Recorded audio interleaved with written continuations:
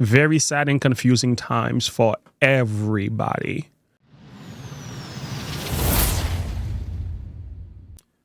Hello friends, welcome to the channel.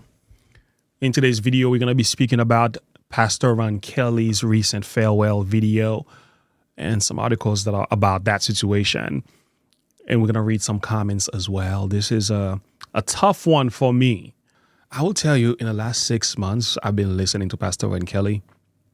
I've learned to appreciate the man.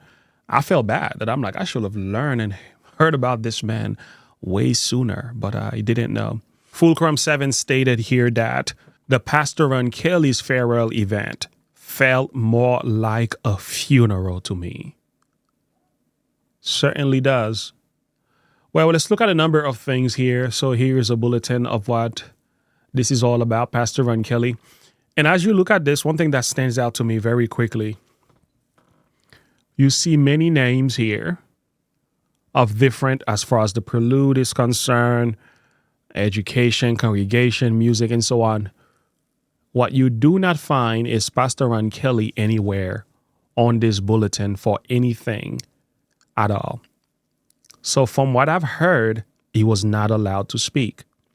He's not allowed to speak. I don't know. Is that a thing?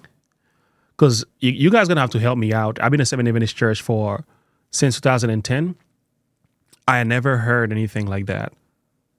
That a farewell is about an individual and he's not allowed to speak. If that's a thing, please let me know, because I never knew about that. Is there somewhere in the church manual this is found? Is there a biblical passage for that? I don't know. I'm really asking questions because I have never heard anything as forbidding the man whose farewell this is about not allowed to speak. As this is new to me. This is tremendous. This is news. I've never heard such a thing.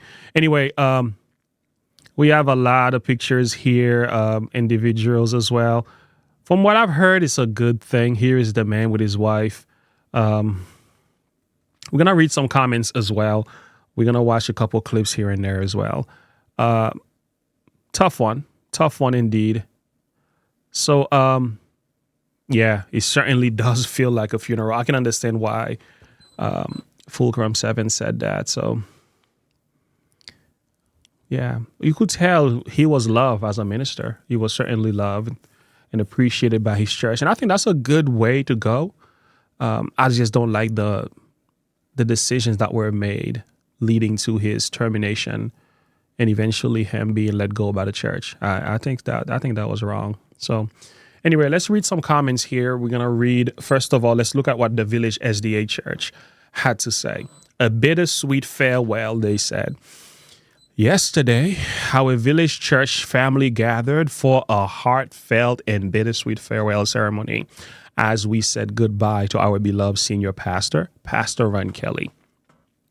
While emotions run deep, ranging from sadness to gratitude, we took time to reflect on the incredible impact that he had on our church and community. His unwavering dedication, powerful messages, and Christ-centered leadership has left a lasting imprint on our hearts.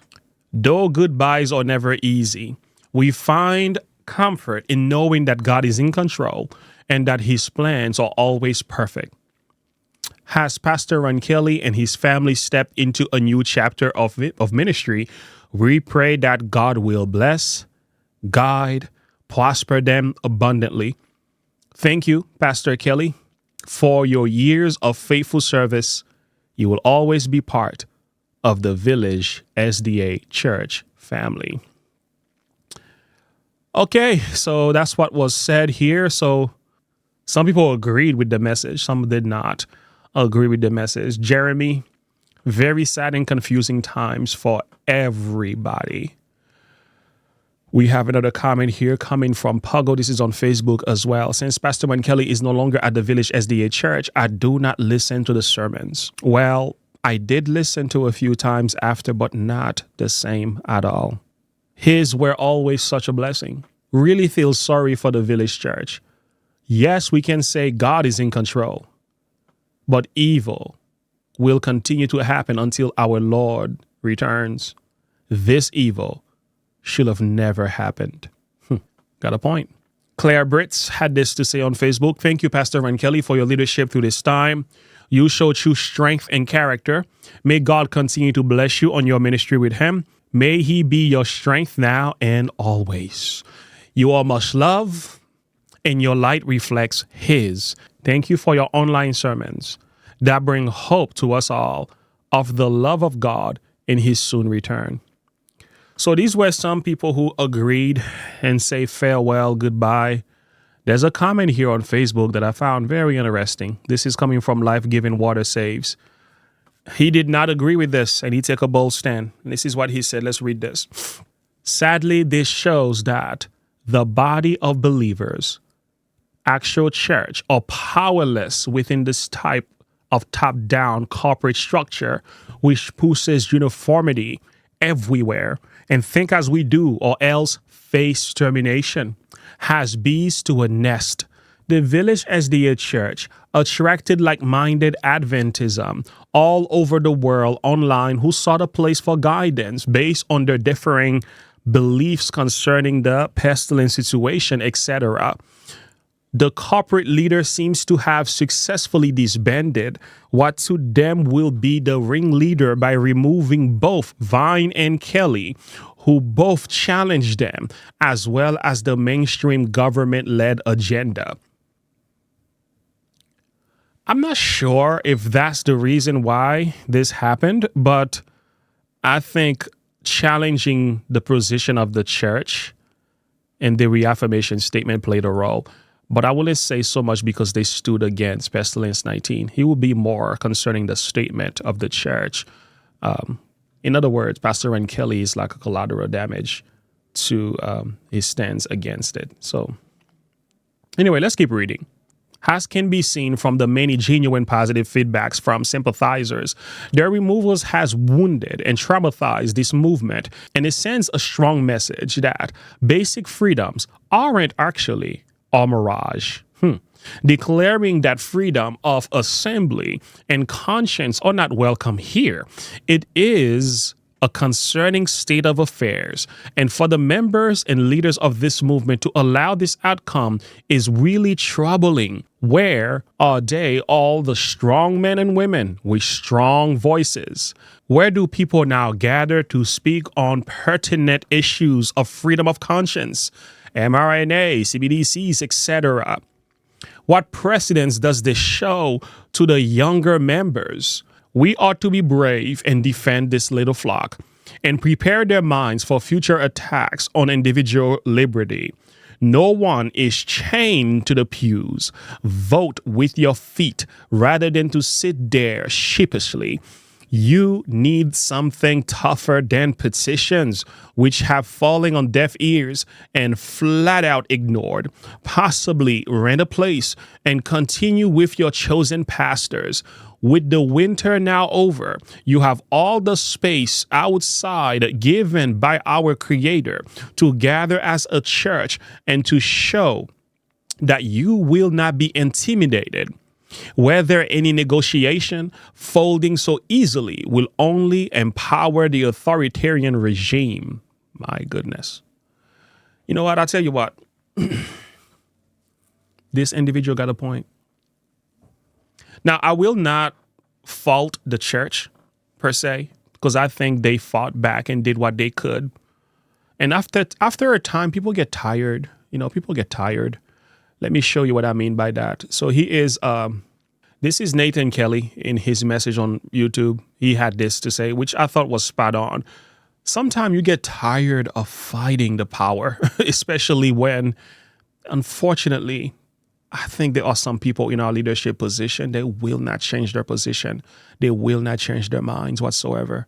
So Nathan Kelly, who is a son of Pastor Ron Kelly, he had this to say. Hey guys, I'm Nathan Kelly. I'm the eldest son of Pastor Ron Kelly. For those of you who do not know me, I want to make this quick video thanking you all for the support of my family. It means more than you know to my family and my father. Thank you very much for your support during this very tough time. I'm making this quick video to share with you a strategic moment. For those of you who don't know me, I work in the corporate world on a leadership team, and I do not work for the church, but it gives me unique perspective to this situation. Strategically, I believe that the conference is counting on your guys' support wavering as time goes on and your resolve weakening. Whether that happens or not is entirely up to you, the members. You have a larger voice than you realize, and you should exercise it in defense of your rights. The attack on my father and Dr. Vine is an attack on all of you. If they can silence them, they can silence any one of you. Yeah, that's a scary reality.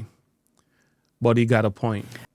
You see, the thing is, when you start tolerating stuff like this, you set a precedence in the church and it becomes almost impossible to stop it. It will just continue. It will continue. So anyway, I will not fault the church per se. I'm not saying they didn't do enough. I will not join the camp of people who are bashing the Village SDA Church. They have shown tremendous strength and courage and took a bold stand for their man. And they stood with Pastor ronkelly and Dr. Vine in the midst of the opposition. Do I think they got tired over time? They became fatigued? Yes, that's true. I probably would have been fatigued as well. It's easier said than done when you're not part of that member or their group. You don't know what's going on in the conversation behind the scenes. You don't know how many tears were shed and how many times they've tried. And also, if they came to a place where they say, we're going to move on from this point forward and continue to do the work the Lord has given us to do, I respect that decision. But do I think it was the best decision? Not really. So I kind of agree with that statement on Facebook. One of my main concerns is that this is setting a negative precedence in the church in such a way that they will shut the mouths of anybody who do not agree with their current position. And secondly, I think about the children. I'm a father. The impact this will have on the psyche of their children is a problem. They have spoken out publicly, but I really hope and pray they will find the courage to remain strong and believe the message while separating the good from the bads. That's my thing when it comes to that. I mean, I know his children are adults and they can discern between right and wrong, but I can tell you this could leave a very negative taste in their mouths. In the light of, God's remnant church, the Bible prophecy church, as we speak like that, which we are, but when we behave like that, especially young people, they're completely turned off by this stuff. Anyway, that's one of my concerns as well. I believe Pastor ronkelly is going to be just fine. I have no doubt in my mind. But it's actually a sad situation to watch happen. Here in this video, we have Pastor Conrad Vine talking about why he left AFM, Adventist Frontier Mission, and started his own ministry as the needle to the pole. .org, you can get his preaching ministry going on. He's doing exactly what he feels like the Lord has led him to do. I think Pastor ronkelly might as well do the same thing, get the support of the members and just preach the word as God has laid it in your heart to do. But the church that he loves has gotten rid of him. It's not really his fault. The man hasn't really done anything.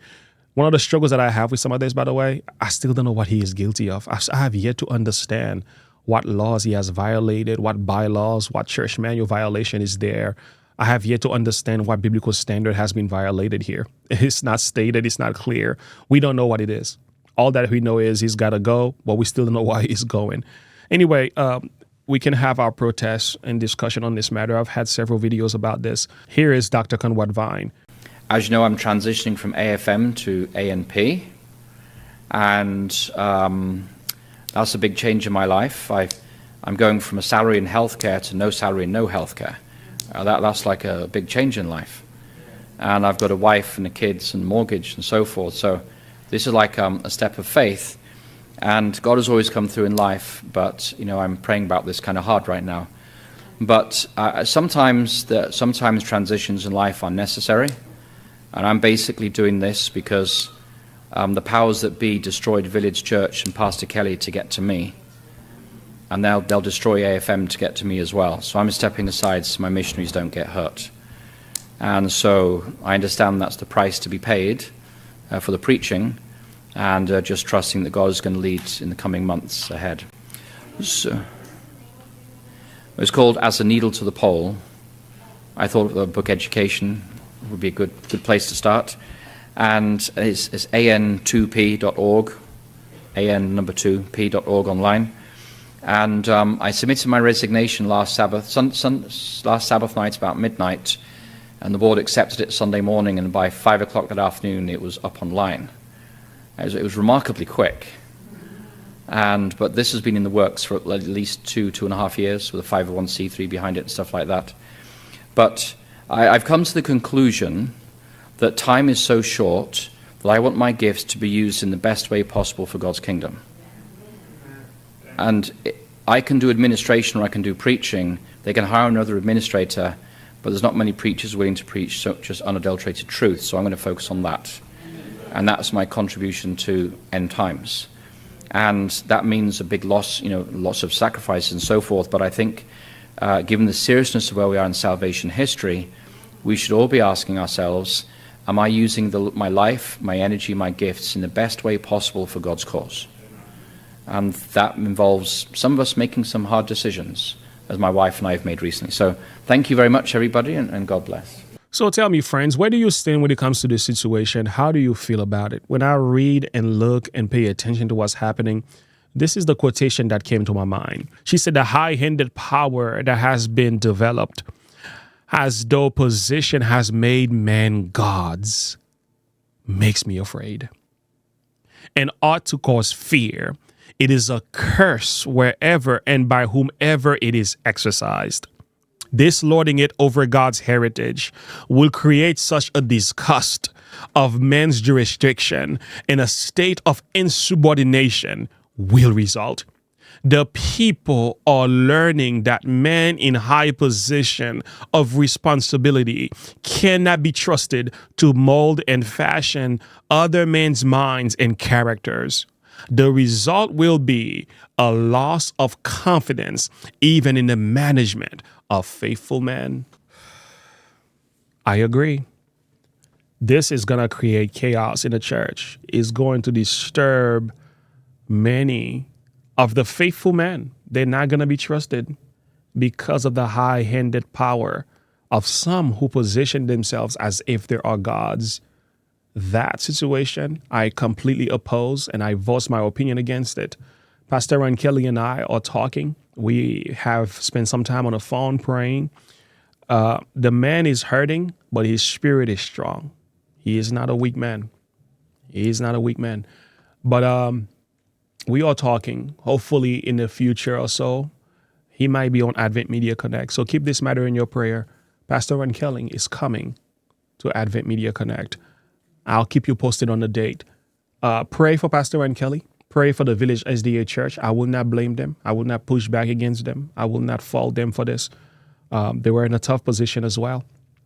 Pray for the leadership of the church. Pray for Pastor Patel that he will make the right decision and lead the church accordingly and be a man after God's own heart.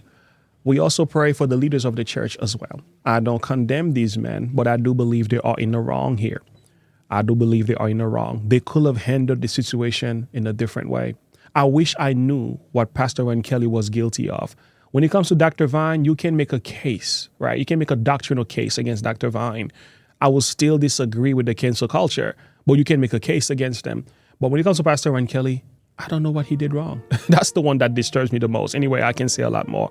We plan on coming back on the Watchman Report on Thursday morning to address the situation a little bit more with the rest of the panel. This is my perspective. You don't have to agree with me, but let's have the conversation in the comment below. Keep this man and his family in your prayer. And I'll see you in the next video. Have a good one. Bye.